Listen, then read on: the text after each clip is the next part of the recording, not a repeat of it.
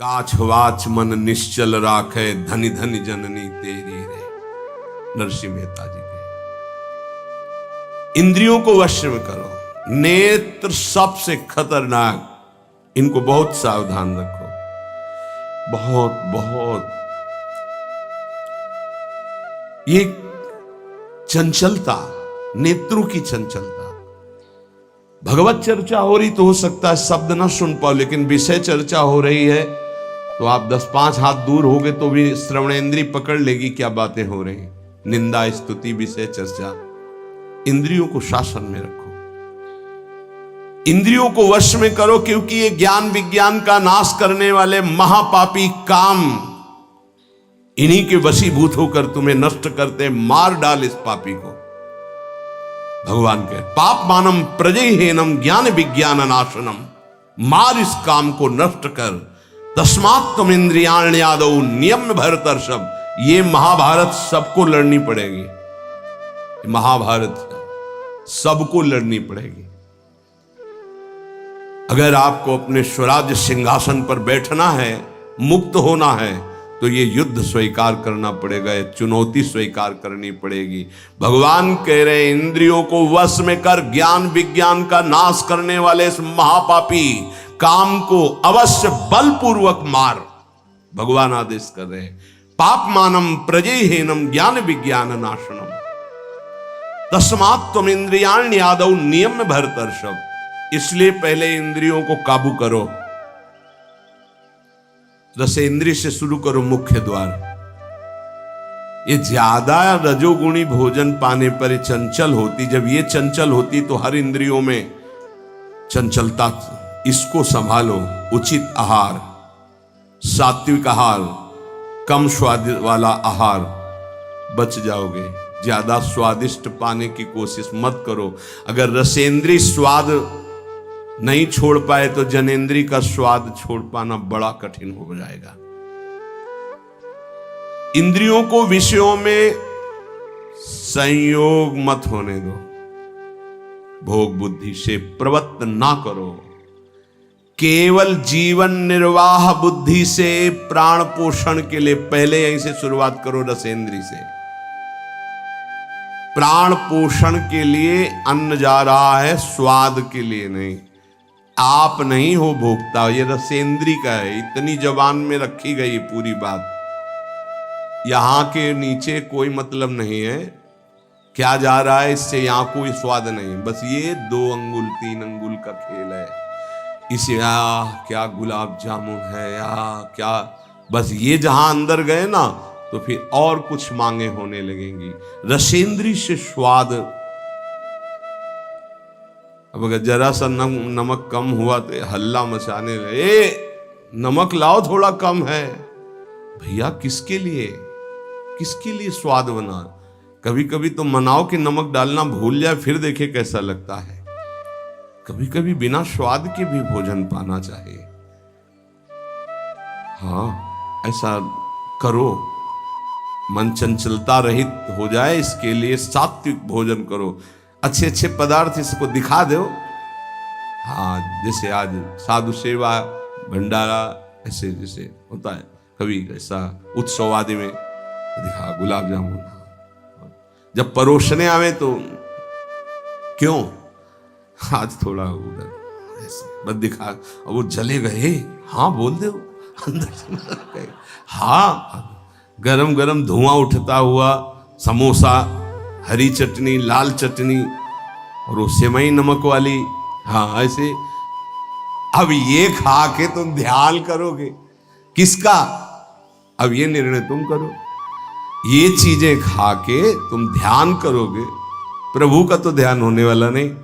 सात्विक भोजन पाने से हमारे अंदर भजन की वृत्ति बढ़ती है, और रजोगुणी तमोगुणी भोजन पाने से भोग वासना बढ़ती है, निद्रा प्रमाद स्थिति आती है। बिल्कुल सच्ची बात समझो, ये 3 गुणों से हर सामग्री बनी हुई। इसीलिए संतों ने निर्णय किया आप ये पा सकते हैं, ये पा सकते हैं, ये पा सकते हैं। खूब अनुभूति विषय है, इसलिए मना किया गया। आप ये नहीं पाएंगे।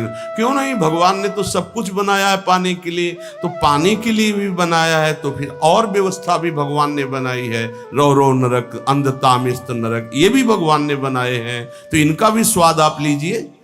सावधान, शतोगुणी भोजन संयम पूर्वक पाइए, नाम जप करते हुए, और इतना कि बस लगे कि हाँ, थोड़ा वजन लगने लगे कि हाँ हो गया, बंद कर दो, शाम के फिर पा लेना। कोई तुम्हें तो ये है नहीं कि पता नहीं मिले कि ना मिले, कई दिन मिले कई दिन ना मिले। उसमें होता है कि अब जो मिला है डाल लो, पता नहीं कई दिन बाद मिले। तो आप लोगों को तो एक मिलता है, तो संयम में आपके प्रयास व्यवस्था श्री जी ने सबकी कर दी। तो संयम से आहार, और अच्छे पदार्थ ना लो तो अच्छा है, अगर लो तो बहुत कम लो, थोड़ा। खीर हटाओ और सब कुछ अब पीने दो, तो वो मन, खीर में नुकसान नहीं है, गुलाब जामुन में नुकसान नहीं, वो जो मन को बढ़ावा मिला रसेंद्री के द्वारा, अब वो इतने में तृप्त नहीं रहेगा, वो और इंद्री को लेकर के भ्रमण करवाएगा हमको। और जब इसको मारना, जैसे मन हमसे गलती करवा देता है तो क्या कहो, गाल में मारो, तो त्वगेंद्री पिट रही, उससे क्या होना है।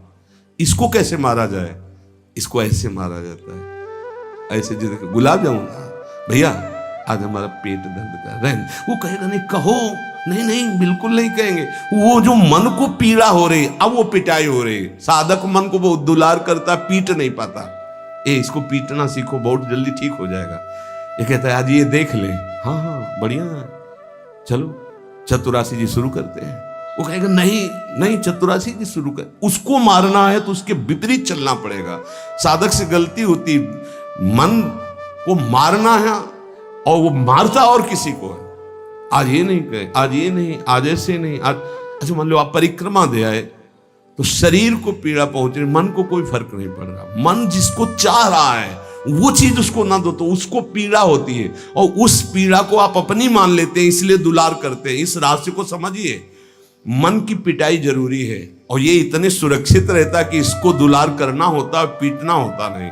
इसकी पिटाई है कि ये जब जो मांगे आज ऐसे, तो दिखा दिया कि हाँ देखो ये है, मिलेगा नहीं तुम्हें पाने को, और वो जलन पैदा करेगा। 5 ही मिनट का चांस है, 1-2 बार केवल आएगा ये कि गुलाब जामुन गुलाब जामुन, फिर बाद में तो मिलना। और रोज कौन मिलता है, हाँ नहीं कोई बात नहीं है, धैर्य रखिए। और अगर वहां सब कुछ बना हुआ साथ में केवल खिचड़ी, तो खिचड़ी परोसा लीजिए, वो जलेगा, आप देख लेना वो जलेगा। ऐसा क्यों कर रहे हो, इसलिए कर रहे हैं कि हमें श्री जी चाहिए। बदमाश, तुझे हम जो दे, फिर इसके बाद हमसे और मांग करेगा। संतों ने इसको ऐसे बस में किया है। बहुत कठिन, बहुत कठिन है। अगर सामने से मिठाई प्रिय है और वो निकल जाए, आप परोसाओ ना, तो आप देख लो, कामा संजायते क्रोधा, भौं चढ़ जाएगी अपने आप से। कितनी बड़ी चूक हो रही है। परम पद फीका लगेगा, गुलाब जामुन मीठा लगेगा, ये बहुत बेईमान है। आप इस बात से समझ, मतलब सावधान रहें कि इसकी चाल में ना फंसे, इसकी पिटाई जरूर करनी है। मन कहां से पीटा जाता है, इसकी मांग को ना कर दो, बस इसकी पिटाई शुरू हो गई। ये कह रहा ये चाहिए, उसके विपरीत नहीं।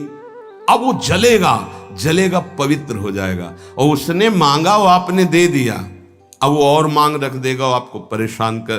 तस्मात् त्वमिन्द्रियाण्यादौ नियम्य भरतर्षभ। हे अर्जुन, ये राग पूर्वक जब किसी वस्तु को पाता है। अच्छा, और दूसरा उपाय, गुलाब जामुन पाना है, ये 5 गुलाब जामुन देना, थोड़ा नमक ले आना, और वो कहेगा नहीं नहीं नमक, गुलाब जामुन पाना, मिला लिया, अच्छे से नमक मिला लिया, गुलाब नहीं नहीं पाओ ना गुलाब जामुन। ये उसकी मार है, पर ऐसा साधक मारना नहीं चाहता। सब्जी साइड में करके एकदम दोना में अलग, रस सहित जे भी ऐसे किया, पूरा फूटा मुंह में। तो अब वो मन का पोषण हो रहा है। हर वस्तु का ऐसे ही, सब हर विषय का से ऐसे ही है। तो अब अपने लोग मन को तो समझ नहीं पा रहे, उसको पीट नहीं पा रहे, वो हमको फंसा के पीटता चला जा रहा है। बहुत पीटता है, देख लो, बहुत पीटता है मन, बहुत इसकी पिटाई चाहिए। कोई गुरु कृपा पात्र इसको पीटना शुरू करता है, यही उसकी पिटाई है कि इसके विपरीत चलो, जो मांग इसकी हो रही है उसके विपरीत चलो।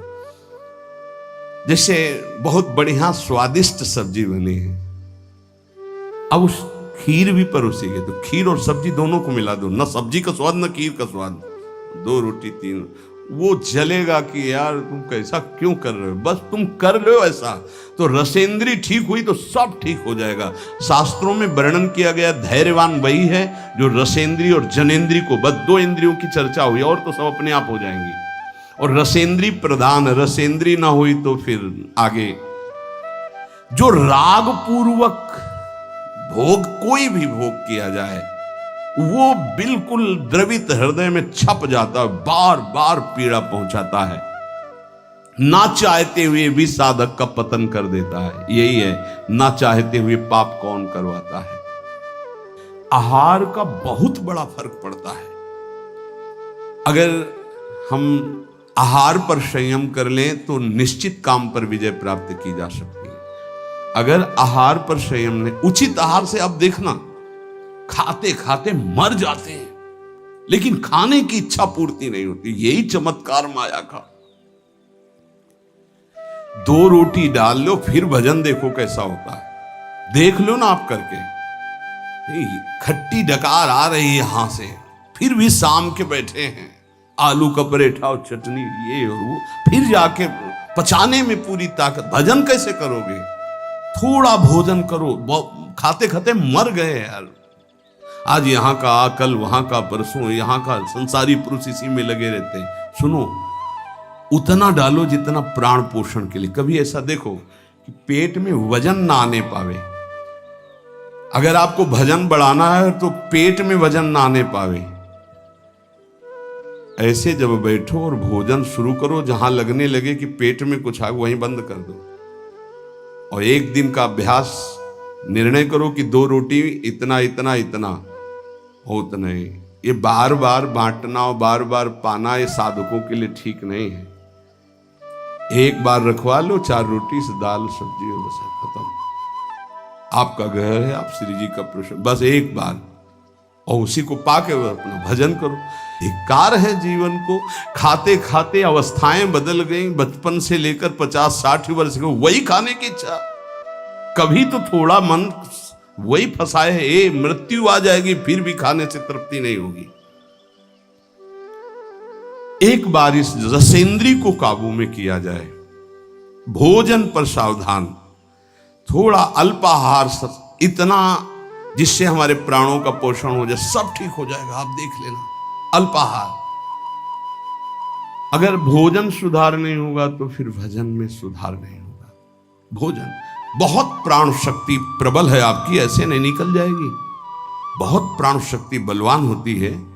वायु, अन्न, जल उचित चला गया तो खूब साधना बनेगी।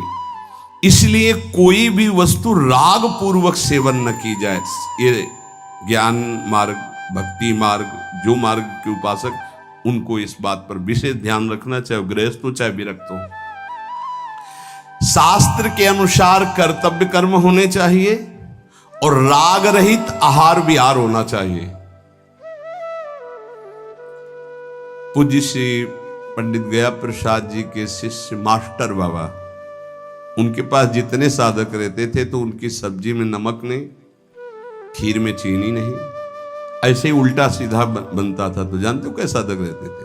2-4, जब दंडोती परिक्रमा लगा रहे थे तब वहां गए थे 2-4 साधक। जब शाम के मिला ना तो वहां कुछ पकड़ में नहीं था कि रोटी से सब्जी पाओ तो कुछ पकड़ में आवे, या दूध और चावल मिला के रखा गया तो कुछ पकड़ में, कुछ पकड़, न मीठा न खट्टा न नमकीन न कुछ।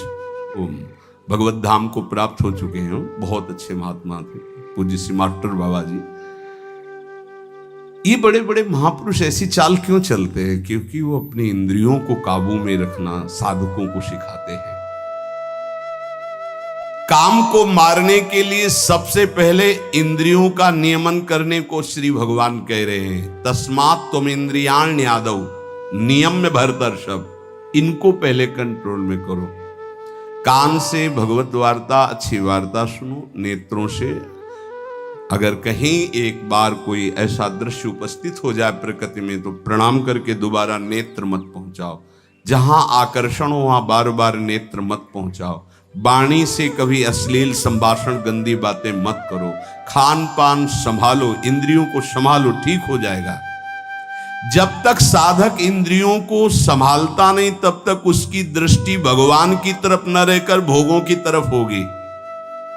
आज अच्छा, और पहले से संकल्प मन बना लिए इस में तो ये ज्यादा नहीं तो ऐसा है कि आप जो चाहो जितना ले सकते हो। हाँ हाँ, खुली छूट है। इंतजार हो रहा कब हो 11 बजे, कब 12 बजे। ये संकल्प विकल्प को मारना है। कभी कभी ऐसा कर लिया करो, ज्यादा मन तैयार हो गया ना कि आज तो उत्सव है, बहुत गोल कर दिया, आज उपवास करेंगे हम। सब मत करना, नहीं तो गड़बड़ हो जाएगा। अलग अलग उत्सव में एक एक दो दो आज नहीं पाएंगे, आज भूखे रह करके रहे। फिर आप देखो जो आपको मन जलन पहुंचाएगा वही मन को अधीन करने के बिना इसके अधीन नहीं होने वाला। ये भी बात समझ लीजिए, यहीं से अधीन किया जाता है। जैसे अपने लोग अब सावन भर केवल गंगा जल पी कर रहेंगे, जो भगवान शिव की उपासना गंगा किनारे सावन खूब आराम से 2 4 5 दिन शिथिलता होती है, इसके बाद वो शरीर उसी ढांचे में ढलने लगता है। और गंगा जी में सब सामर्थ्य विराजमान है। सही, कभी हम अपने शरीर को शक्तिहीन अनुभव नहीं किया। गंगा जल में इतना पावर विराजमान है, ऐसे पदार्थ विराजमान है। उस समय जब गंगा जल ही केवल बहुत सामर्थ्य उसमें, कभी ऐसा नहीं लगा। जब गंगा जल पीते थे तो लगता साक्षात माँ का दूध पी रहे हैं। एक विशाल अंदर से उत्साह प्रकट होता था। 2 4 दिन के बाद शिथिलता खत्म हो जाती है और वो शरीर पचाने लगता है। जो अन्न की मांग करता है वो धीरे धीरे शांत होने लगता है। मनुष्य की प्रवृत्ति इंद्रियों की मांग को पूरी करने में है। आज तो घर में नहीं, आज चलते हैं होटल में खाएंगे। यहाँ के नहीं, गाड़ी में बैठे आज छठी करा वाले होटल। ये क्या है आज वहां, ये है क्या? अरे बोले जिंदगी का यही तो लाभ है। तो भैया ये जिंदगी का लाभ नहीं है, ये जिंदगी के लाभ को नष्ट करने वाली हानि है। शतोगुणी सात्विक भोजन बना के भगवान को अर्पित करके प्राणों का पोषण करो। वहां जा करके कौन किस भाव से बना रहा है, कैसी अपवित्रता या पवित्रता है, बहुत सावधान। सबसे पहले काम इंद्रियों को फंसाता है, जिससे उसमें विषय की कामना होती, फिर काम मन को अधीन करता है, फिर बुद्धि को अधीन करता है, और ये सब 1 सेकंड के कम हिस्से में हो जाएगा। एकदम फैल गया कि तुम्हें विचार करने का अवसर नहीं मिला। परंतु जो साधक इंद्रियों की कामनाओं में ही ब्रेक लगा दिया, भगवान कह रहे हैं वो भावपूर्वक कर्तव्य का चिंतन करता है। नहीं, ऐसे साधक को शीघ्र भगवत प्राप्ति हो जाती है। ध्यान दीजिए, सबसे पहले इंद्रियों में ही काम पैदा होता है और विषय को विषय आकर्षण करता है। और विषय जब कामना पैदा होती तो विषय कर्म करने की चेष्टा होती, कोई भी कामना किसी भी इंद्रिय की। और जो विषय कर्म में फंस जाता है उसका पतन हो जाता है। और जो उपासक इंद्रियों की चाह को, कामना को पूर्ण नहीं होने देता, वो उसको कर्तव्य का बोध होता रहता है। जो अपने कर्तव्य का बोध करता है, मेरा कर्तव्य क्या है, वो शीघ्र ही अपना उद्धार करने में समर्थ हो जाता है, भगवत प्राप्त हो जाता है। एनम ज्ञान विज्ञान नाशनम,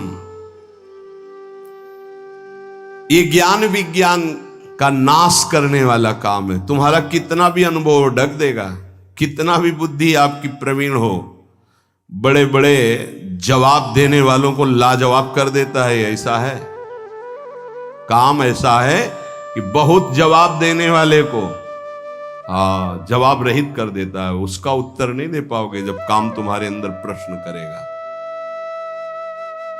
विज्ञान अनुभव साधना का सब ढक देगा, ज्ञान विज्ञान दोनों को। तत्व ज्ञान का